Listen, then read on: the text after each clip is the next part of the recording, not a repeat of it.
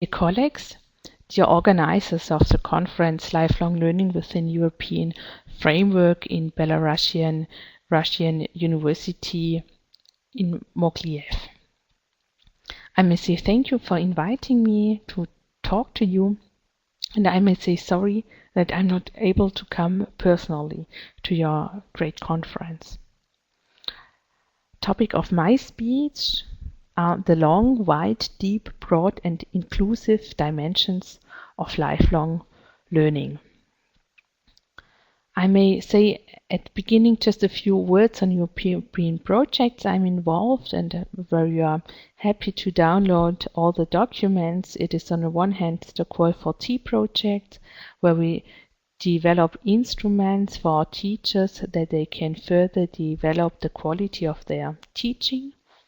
Then it is the project Trigger, which develops also teaching materials for secondary teachers for the development of new skills and internationalization, and the Israel project, where we develop framework for a European master and PhD program. Within my talk, I would like to go on in the first hand on the questions, where are the roots of lifelong learning, and on the other hand on the question of the dimensions of lifelong learning, which I hope that I can give you some ideas for reflecting your understanding of lifelong learning.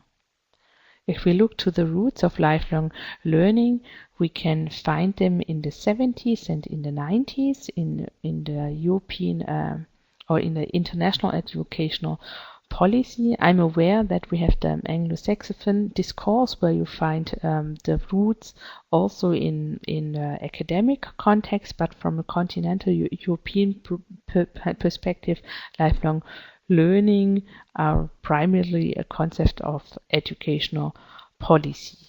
The roots lay in ideas on concepts of education permanent of the Council of Europe, lifelong education of the UNESCO, and recurrent education of OECD.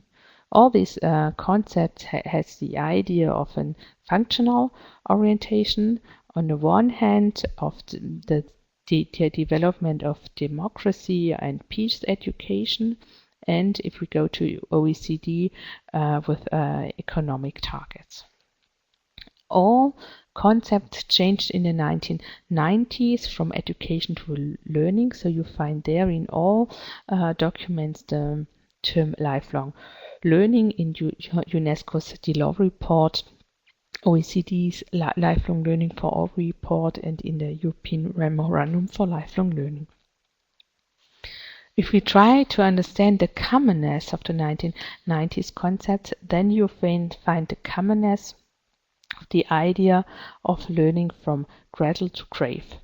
It includes all ways of learning, formal, non-formal and informal, and it puts the learner in the center and gives the educational system less attention and less awareness, and it claims strongly for the self-organization of the learner and the individual responsibility of people for their learning process. These concepts have developed beside old competences as literacy, numeracy, and writing, new basic competences as social competences, as IT competences, and the ability to speak foreign languages. And they include the recognition of anyhow developed competences, the idea how these competences can be certified and can act as door opener to the educational system. It is claiming for competences for an individual international validity, which is a completely new approach according to the very cultural bounded understanding of education and educational systems. And they all develop common goals, so-called benchmarks, which are used for which are used as a comparative approach and as a question of how reaches which country this benchmark, like PIAC or PISA from school education, or like the educational lifelong learning goal of the European Union. You find, if we summarize these roots, you find there an understanding of lifelong learning in all phases of a life of a person, and also wide in all kinds and places of learning. And you find the commonness that it puts the educational system, which is here still colored to the back, and puts forward the individual as jongleur, as individual responsible person for his and her competences. This leads me to the question, which ideas does lifelong learning has? And I'm working here with a concept of Kirchhofer, that learning is more and more, we find learning more and more in blurred boundaries, and learning is not fixed on a specific time and place. So it is not fixed on a specific time of a person's life. It is not fixed on a specific space, but it can be happen in any space. It is not bounded on selected instruments. All activities can mean learning. It is not bounded on specific subjects which has to be learned, not bounded on specific forms, or on institutions, or on a specific way of biography.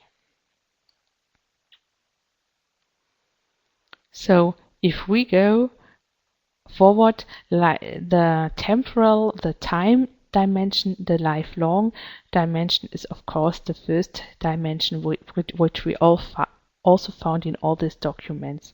So it is the question in the 1970s, the idea of how we can develop lifelong education through the development of educational institutions, and the question of how we can realize lifelong learning through a lengthening of organized learning, through offers which are not only for children but also for people in all ages.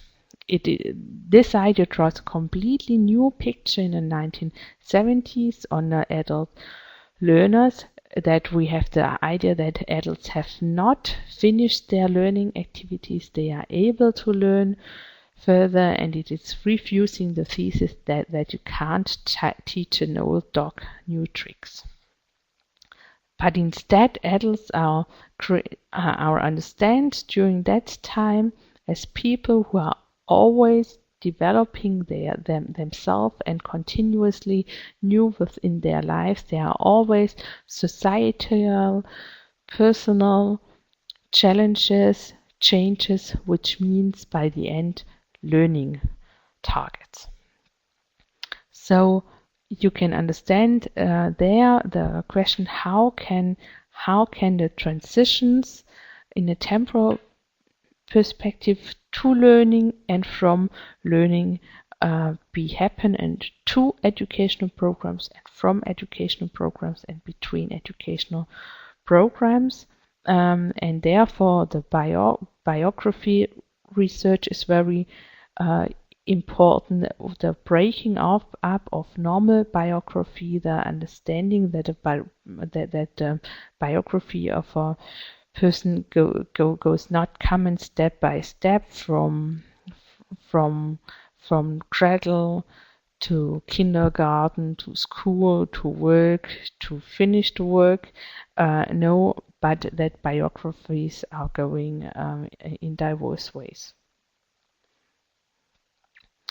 Then my second dimension is the life-wide dimension, the idea that lifelong learning takes place at every place, which you find in the 1990s concepts Also, and there the most important or the most interesting argument is of course the one of the FOR report, which estimate that adults learning takes place 70% informally. So this in the life-wide dimension includes an idea that formal, non-formal and informal learning are accepted as equal learning ways and is increasing the focus of the self-organized and self-directed learning ways.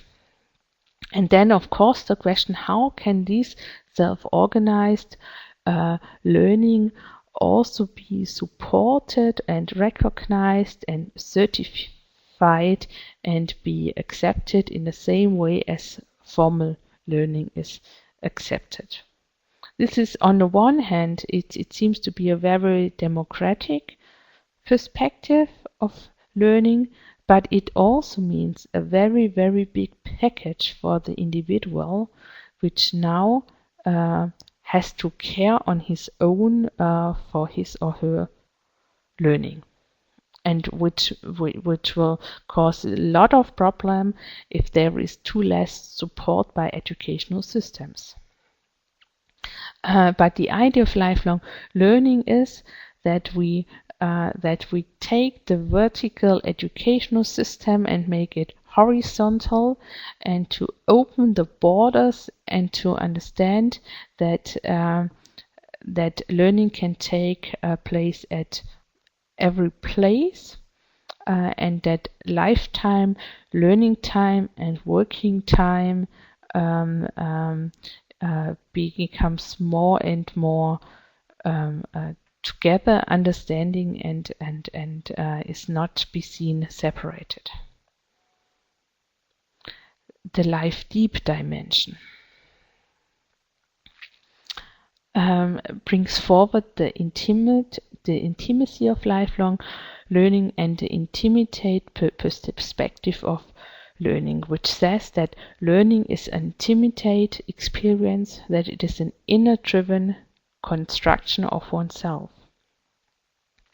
That means that if a people learns, depends not only on the lifelong time possibilities and also on the possibilities of the places, but it is by the end a very personal decision of every person if he or she decides to learn. And it is this is stressing that learning is a cognitive and an emotional process, and that it is dialectical as an individual and a social experience, and it is between functional requirements and individual learning aspiration. So if we take if we make learning possibilities lifelong and life-wide, we also have to be very careful about the question on what brings the individual forward, that he or she really decides on his very intimate dimension to learn. What are his learning aspiration? What are her wishes, and what are the learning situations and the life situations in which we have to include this? We have to be very aware that if we work with adults, that there could be educational damages, which means difficult, problematic learning experiences in former educational phases, which have consequences of lifelong learning, which draws a personal picture of a person, if he or she is able or like to learn, or feels well if he or she is learning. So we should be aware that emotions like fear, self-esteem, self-confidence, discrimination, which is maybe very, very in a very deep personal perspective of a person is aware, has a very strong significance on the issue if a person decides to learn or not. The life broad dimension opens the question on what should be learned, competences, contents, whatever. So this means, especially in the EU context, you find a shift from learning contents to competences, from content regulation to outcome regulation. You find in the 90s documents a list of old basic competences which are added through new basic competences, and you find in 2006 a list of competences a person should be able in the European Union: in communication in mother tongue, in foreign languages, in mathematical competences, digital competences, learning to learn, social and civic competences, sense of initiative and entrepreneurship, cultural awareness and expression. These competence lists are always very, very dangerous if we separate them from content. We should be very aware of reflect a lot on the question on which content basis do we need to develop these competences. So in a didactical, in an educational perspective, competences or the development of competences cannot be separated from the contents. Otherwise, they are very short performative things, but no basis things which can be further developed. And I propose to open this perspective on contents and competences also to the perspective of what should and could be learned more.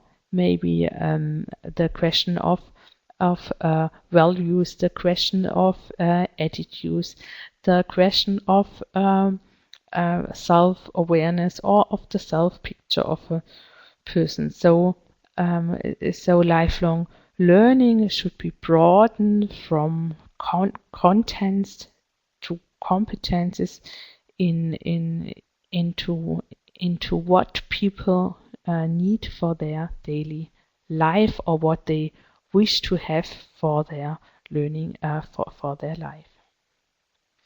And finally, the inclusive dimension, which focuses the target groups or the addressees, the question on whom we would like to reach. In Germany, we have traditionally two approaches to work with this question. The one is from the 70s, the research on target groups. The question it is an emancipatory approach. The idea to include social excluded people as foreigners, unemployed, disabled people, illiterate people, women, seniors, to reach not reached groups. And the idea was to build homogeneous groups like English for seniors, and with an political accent goal of district orientation and education and action. Now we have, since the 19th, a stronger milieu approach, which doesn't focus only on the income and the class, but also on the orientation of the people as second dimension. So how progressive or conservative is their orientation, and therefore are formed separate different milieus, and based off these milieus it could be said what are the learning interests and the learning wishes and the learning motives of these people. This is very helpful to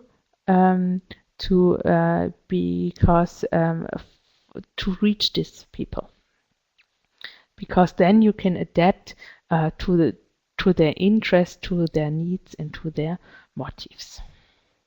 To conclude, I propose that lifelong learning is a multi-dimensional phenomenon. Reaching people for lifelong learning needs the respect of long, wide, deep, broad, and inclusive dimensions of lifelong learning. To develop course offers, it is needed that to identify the specific life situation of people, of adults, and of their learning option. Lifelong learning is more than a cognitive process. It includes social and emotional aspects, and lifelong learning includes the broad varieties of learning ways and learning intentions. Thank you very much for the possibility to speak.